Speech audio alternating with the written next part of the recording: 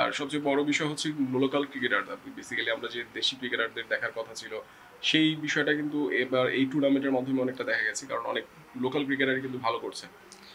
জি, আপনার বিপিএলে আপনার যাদেরকে দেখার সুযোগ হয় না বা এই ফরম্যাটটা ইউজুয়ালি যাদের খেলার ওরকম অপরচুনিটি পায় না, তো ওই ধরনের অনেক প্লেয়ারকে আমরা দেখতে পাচ্ছি। সিলেক্টররাও দেখতে পাচ্ছে ফরম্যাটটাকে কীভাবে হ্যান্ডেল করে বা পারফর্ম করে। দেখেন আমরা খুব অল্প সময়ে এই টুর্নামেন্টটা মানে অর্গানাইজ করতে পেরেছি। নেক্সট ইয়ার এটা আরও অনেক ওয়েল প্ল্যান্ড হবে, আরও বড় সময় নিয়ে আমরা করার চেষ্টা করব। আপনার হয়তো এই বছর আপনার মানে লাস্টের দিকে আসলেও দেখবেন আহ, ভালোই স্কোরিং হচ্ছে, মানে ভালোই স্কোর হচ্ছে। তো এখন পর্যন্ত আমার মনে হয় গ্রাউন্ডসম্যানরা আপনার উইকেট নিয়ে ভালো কাজ করছে, ভালোভাবে মেনটেন করতে পারছে। সো বাট নেক্সট ইয়ার এই প্রেশারটা আমরা চেষ্টা করব মানে একটু বেটার করতে।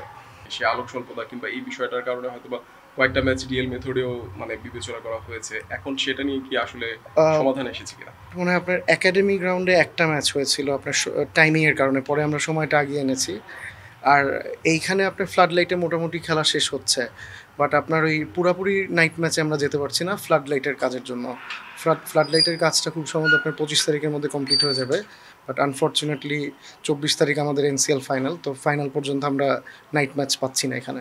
জি, ক্রিকেটার আসলে কিছুটা কি বঞ্চিত হয়ে গেল কিনা, যে একটা রাতে যে একটা না ম্যাচের এটা আসলে প্রস্তুতি? আমরা আগে থেকেই জানতাম যে লাইটটা পাওয়াটা একটু ডিফিকাল্ট হবে, বাট আমরা ওভারঅল আপনার সার্কামস্টান্সেস যা ছিল আমাদেরকে বা মানে যেই ফ্যাসিলিটিসগুলো আমাদের হাতে ছিল ওইটার উপর মানে this is the best we could provide. সিলেটের উইকেট ভালো, কন্ডিশনস ভালো, দুইটা মাঠ পাশাপাশি, একটা ব্রডকাস্টিং হচ্ছে, একটা লাইভ স্ট্রিমিং হচ্ছে। সো আমার মনে হয় ওভারঅল সবাই স্যাটিসফাইড, ইভেন প্লেয়ার্সরা খুব হ্যাপি। কালকে হোয়াইট ওয়াশের একটা বড় সুযোগ, নিশ্চয়ই আপনাদের ওই বিষয়টা অনেক আনন্দ দেয় যে না, বাংলাদেশ দল ভালো খেলছে এবং সেটা আমরাও অংশ হতে পারছি। ডেফিনেটলি আপনার বাংলাদেশ খালি ক্রিকেট বোর্ড কেন, আমাদের এন্টায়ার পপুলেশন আপনার খুশি হয় বাংলাদেশ ক্রিকেট টিম জিতলে। সবার একটা বড় আগ্রহের জায়গা, আপনার সবচেয়ে পপুলার স্পোর্টস, তো আমাদের ক্রিকেট টিম ভালো খেললে আমরা সবাই খুশি হই।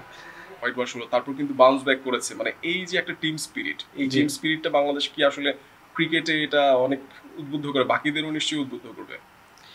আহ, আমরা কিন্তু এই টিমটার উপর সবসময় বিশ্বাস রাখতাম, আপনারাও রাখতেন, আমরাও রাখতাম ফ্রম বোর্ডস পার্সপেক্টিভ।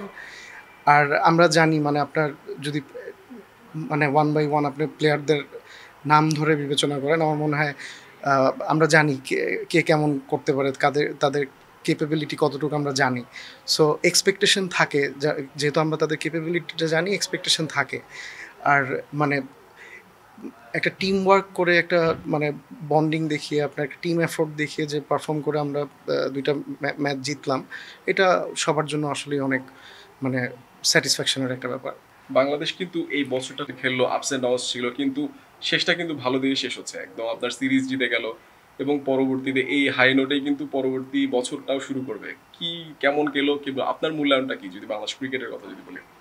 না, আমরা তো প্রগ্রেস দেখলাম আপনার যদিও সাউথ আফ্রিকা ইন্ডিয়া সিরিজটা খারাপ গেল, পাকিস্তানে জিতলাম, ওয়েস্ট ইন্ডিজের সাথে ড্র করলাম, তো মানে একটা ব্যালেন্সড জায়গায় বলা যায়। তো মানে ভালো, মানে ওভারঅল আপনার আমার মনে হচ্ছে আমরা মানে প্রগ্রেস দেখতে পেরেছি। মোরালি যদি কথা বলি, আমরা এখন বাংলাদেশের টিমের অবস্থা, টিম কিন্তু বুস্ট আপ অনেকটা, মোরালি হাই। তো সেক্ষেত্রে চ্যাম্পিয়ন্স ট্রফির কথা যদি বলি, খুবই অল্প সময়ের মধ্যে আছে।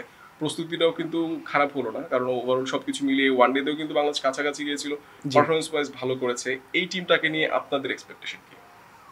আহ, আমরা প্রত্যেকটা সিরিজেই এক্সপেক্ট করি বেস্ট পারফর্ম করবে, আমরা প্রত্যেকটা খেলাই জিতবো, প্রত্যেকটা প্লেয়ারই ভালো খেলবে।